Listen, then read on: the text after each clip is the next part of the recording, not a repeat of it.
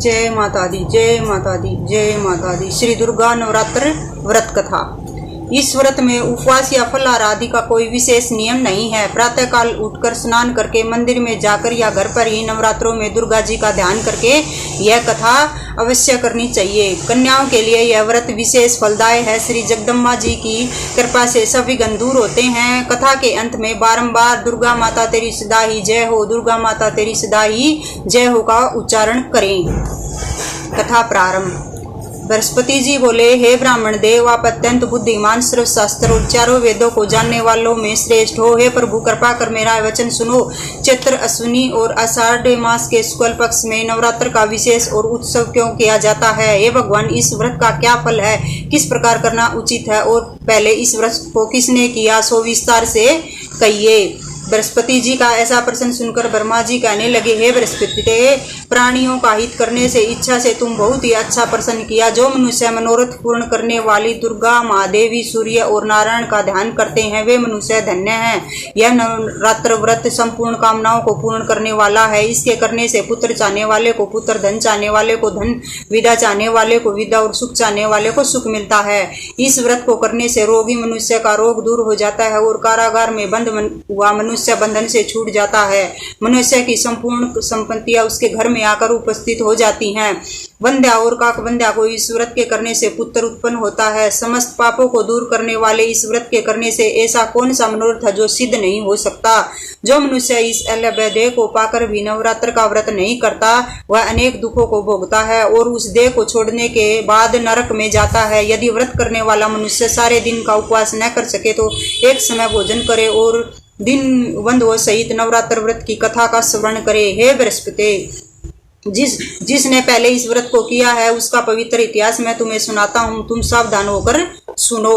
ब्रह्मा जी बोले, पिठत नाम के मनोहर नगर में एक अनाथ नाम का ब्राह्मण रहता था। वह भगवती दुर्गा का भक्त था। उसके संपूर्ण सद्गुणों से युक्त सुमति नाम की एक अत्यंत सुंदर पुत्री उत्पन्न हुई। वह कन्या सुमति अपने पिता के घर बालकपन में अपनी सहेलियों के साथ क्रीड़ा करती हुई इस प्रकार बढ़ने लगी जैसे शुक्ल पक्ष में चंद्रमा की कला बढ़ती है। उसका पिता प्रतिदिन दुर्गा की पूजा और होम किया करता था। उस समय वह भी नियम से वहां उपस्थित होती थी। एक दिन वह सुमति अपनी सखियों के साथ खेलने लग गई और भगवती के पूजन में उपस्थित नहीं हुई। उसके पिता को पुत्री की ऐसी असावधानी देखकर क्रोध आया और पुत्री से कहने लगा कि रे दुष्ट पुत्री, आज प्रभात से तुमने भगवती का पूजन नहीं किया। इस कारण मैं किसी कुष्ठी और दरिद्री मनुष्य के साथ तेरा विवाह करूंगा। इस प्रकार कुपित पिता के वचन सुनकर सुमति को बड़ा दुख हुआ और पिता से कहने लगी, हे पिताश्री, मैं आपकी कन्या हूँ तथा मैं आपके सब तरह से अधीन हूँ। जैसी आपकी इच्छा हो वैसा ही करो, पर होगा वही जो मेरे भाग्य में लिखा है। मेरा इस पर पूर्ण विश्वास है। मनुष्य जाने कितने मनोरथों का चिंतन करता है, पर होता वही है जो भाग्य में विधाता ने लिखा है। जैसे अग्नि में पड़े तृणादि अग्नि को अधिक प्रदीप्त कर देते हैं, उसी तरह अपनी कन्या के ऐसे निर्भयता से कहे हुए वचन सुनकर उस ब्राह्मण को अत्यंत क्रोध आया। तब अपनी कन्या का विवाह एक कुष्ठी के साथ कर दिया और अत्यंत क्रुद्ध होकर पुत्री से कहने लगा कि जाओ जाओ, जल्दी जाओ और अपने कर्म का फल भोगो। देखे केवल भाग्य भरोसे पर रहकर क्या करती हो। इस प्रकार से कहे हुए पिता के कटु वचनों को सुनकर सुमति मन में विचार करने लगी कि अहो, मेरा बड़ा दुर्भाग्य है जिसे मुझे ऐसा पति मिला। इस तरह अपने दुख का विचार करती हुई वह सुमति अपने पति के साथ वन चली गई और भयानक वन में उन्होंने वह रात बड़े कष्ट से व्यतीत की। उस गरीब बालिका की ऐसी दशा देखकर भगवती पूर्व पुण्य के प्रभाव से प्रकट होकर सुमति से कहने लगी, हे दीन ब्राह्मणी, मैं तुम पर प्रसन्न हूँ। तुम जो चाहो वरदान मांग सकती हो। मैं प्रसन्न होने पर वन वांछित फल देने वाली हूँ। इस प्रकार भगवती दुर्गा का वचन सुनकर ब्राह्मणी कहने लगी कि आप कौन है जो मुझ पर प्रसन्न हुई हो? वह सब मेरे लिए कहो और अपनी कृपा दृष्टि से मुझे दीन दासी को कृतार्थ करो। ब्राह्मणी का ऐसा वचन सुनकर देवी कहने लगी कि मैं आदि शक्ति हूँ और मैं ही ब्रह्मा विद्या और सरस्वती हूँ। मैं प्रसन्न होने पर प्राणियों का दुख दूर कर उनको सुख प्रदान करती हूँ। ए ब्राह्मणी, मैं तुम पर तेरे पूर्व जन्म के पुण्य के प्रभाव से प्रसन्न हूँ। तुम्हारे पूर्व जन्म का वृत्तांत सुनाती हूँ, सुनो। तुम पूर्व जन्म में निषाद की स्त्री थी और अति अपवित्र थी।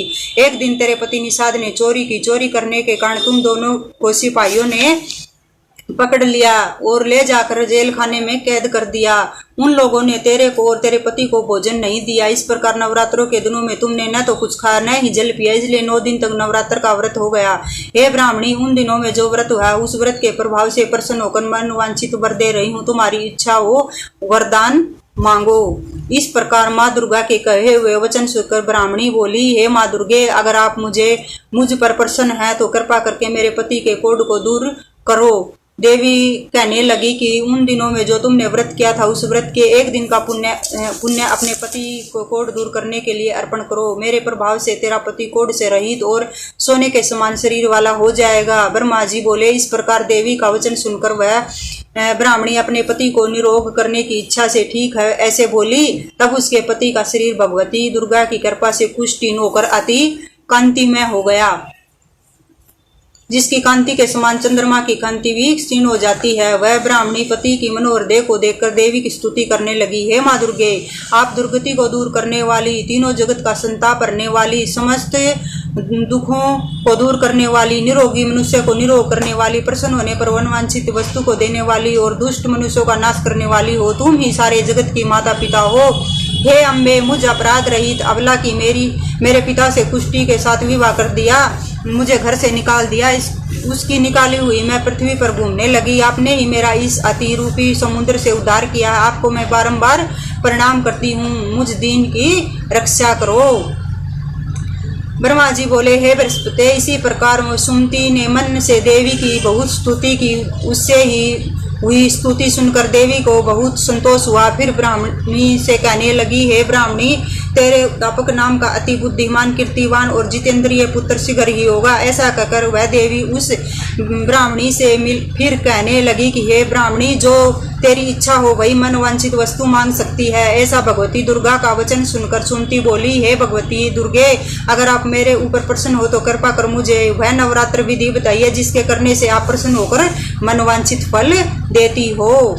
इस प्रकार ब्राह्मणी के वचन सुनकर माँ दुर्गे कहने लगी, हे ब्राह्मणी, मैं तुम्हारे लिए संपूर्ण पापों को दूर करने वाली नवरात्र विधि को बतलाती हूँ, जिसको सुनने से तमाम पापों से छूटकर मोक्ष को प्राप्ति होती है। अश्विनी मास के शुक्ल पक्ष की प्रतिपदा से लेकर 9 दिन तक विधि पूर्वक व्रत करे।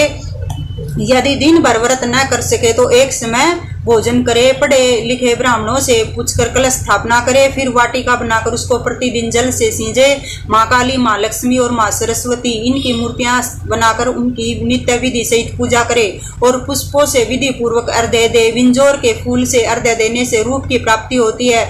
जायफल से कीर्ति, दाख से कार्य की सिद्धि एवं सुख संपत्ति होती है। आंवले से सुख व कीर्ति और केले से भूषण एवं पुत्र की प्राप्ति होती है। इस प्रकार फलों से अर्घ्य देकर या विधि हवन करे। खांडगी, गेहूं, शरद, जौ, तिल, विलव, नारियल, दाख और कदम, इनसे हवन करे। गेहूं होम करने से लक्ष्मी की प्राप्ति होती है। खीर व चंपा के पुष्पों से धन, पत्तों से तेज और सुख की प्राप्ति, कमल से राज सम्मान और खांडगी, नारियल, जौ और तिल, इनसे तथा फलों से होम करने से मनवांछित वस्तु की प्राप्ति होती है।